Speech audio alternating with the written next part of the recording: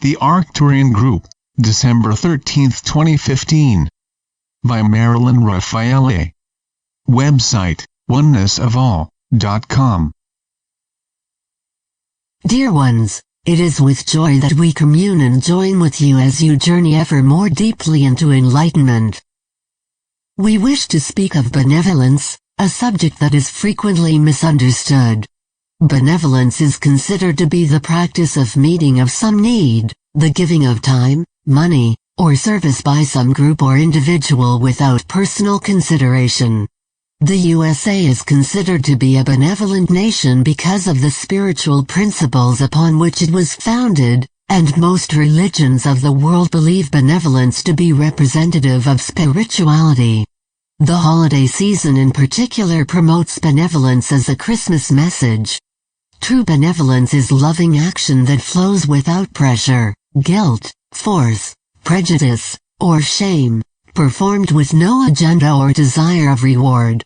It is simply another facet of unconditional love for someone who has attained a consciousness of oneness.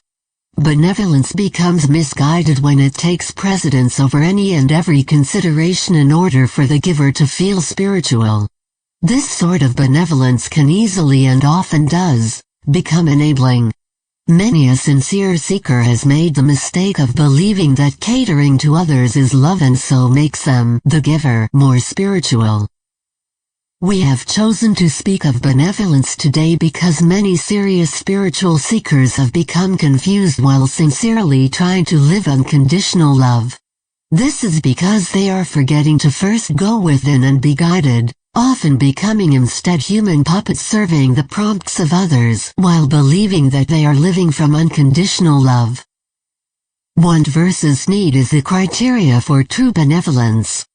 Become adept at knowing which is which, not allowing yourselves to become hypnotized by appearances or the opinions of others.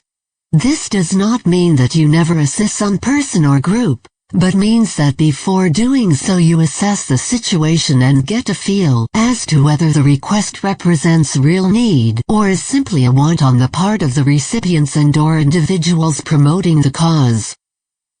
Be wise in the practice of financial benevolence, taking time to investigate how much of the donation actually reaches the cause they are promoting. There are some groups launching appeals especially during holiday times in which a large portion of your donation will go to a highly paid CEO. Common sense is a spiritual activity too, just as is every aspect of ordinary daily living. Benevolence is birthed as conscious action, but over time as spiritual awareness deepens, becomes natural and commonplace. You will find that you automatically and without thought begin to recognize needs from wants, and it becomes much easier to lovingly refuse or simply do nothing if so guided. When you are guided to refuse, you may find yourself criticized by those who do not understand that benevolence must include consideration for the deeper aspects of the request. There are times when certain situations may be providing a much-needed and chosen lesson for all involved, requiring some of the difficulty to remain. Always trust your intuition and experience the resonance of whatever correct action is needed for yourselves and others.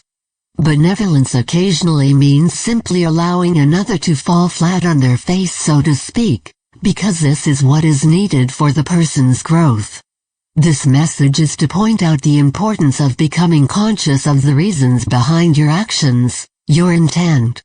During your heart-centered journey to become more loving and benevolent, ask yourselves, am I expressing unconditional love, or simply parroting someone's concept of unconditional love?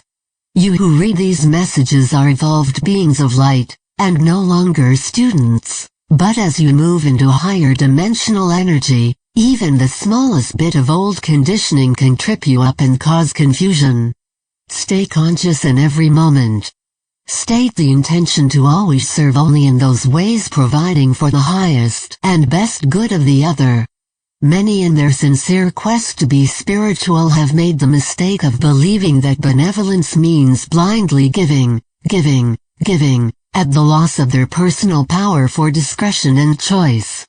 Benevolence should never be obligation because of pressure from some outside organization or person, even though these groups often serve to alert people to world needs. Never forget that every person has a higher self and guides, and came into this lifetime with a contract that they themselves created for learning. This is particularly difficult for parents and loved ones who sincerely want to relieve the suffering of their children or friends and family. It is never wrong to assist others who need help. Your famous psychic Edgar Cayce said, "You'll not be in heaven if you're not leaning on the arm of someone you have helped." However, there often comes a point at which you realize that the most loving action you can take is to simply step back and allow the process to unfold, even when you can easily see what is coming down the road. This can be very difficult, but is the more heart-centered and truly benevolent action. Never fear to say no when you are guided from within, even if others disagree or even accuse you of not being loving. Never allow another's belief system to dictate your actions, especially in spiritual matters, for that is what has brought about much of the chaos and ignorance now manifesting in the world. Enter into every situation from a state of consciousness that realizes all are spiritual beings having human experiences. Do not let these words cause you to fear expressing love, service, or money to seemingly discordant situations when guided, for giving is receiving, which is the secret key to abundance. Send love, recognition, and light to every situation, for this is a high form of benevolence.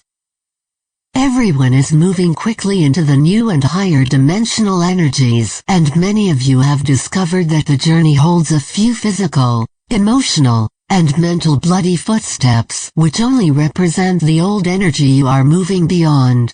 Even those still asleep in the illusions of sense or feeling, causing them to fear and act out. Be patient with them, recognize their divinity, and never fear to express benevolence without reservation when guided. We are the Arcturian group.